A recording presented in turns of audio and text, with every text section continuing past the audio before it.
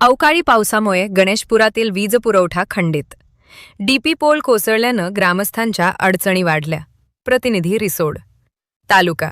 रिसोड तालुक्यातील गणेशपूर येथे अवकाळी पाऊस व जोरदार वाऱ्यामुळे मोठे नुकसान झाले असून रस्त्यालगत असलेला पाडखणबाबाच्या नेटजवळील डीपी पोल कोसळल्यानं संपूर्ण गावातील विद्युत पुरवठा खंडित झाला आहे. त्यामुळे ग्रामस्थांना मोठ्या समस्यांना सामोरे जावे लागत आहे.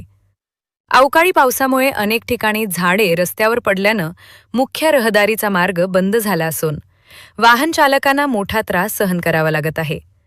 तसेच रस्त्यावर विद्युत तारा खाली झुकलेल्या अवस्थेत असल्यानं अपघाताची भीती निर्माण झाली आहे. मोठी वाहनं जाताना तारा ताणल्या जात असल्यानं गंभीर दुर्घटना घडण्याची शक्यता व्यक्त केली जात आहे. गावातील नागरिकांनी सांगितले की वीजपुरवठा खंडित झाल्यानं पिण्याचे पाणी, शेतीपंप तसेच दैनंदिन कामकाज पूर्णपणे विस्कळीत झाले आहे.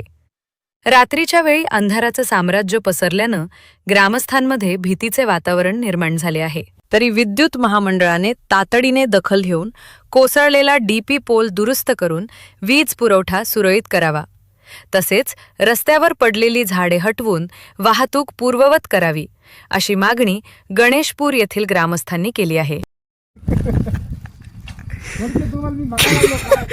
खोडके जरा आरामची रो बाबळले तुम्ही घराकडे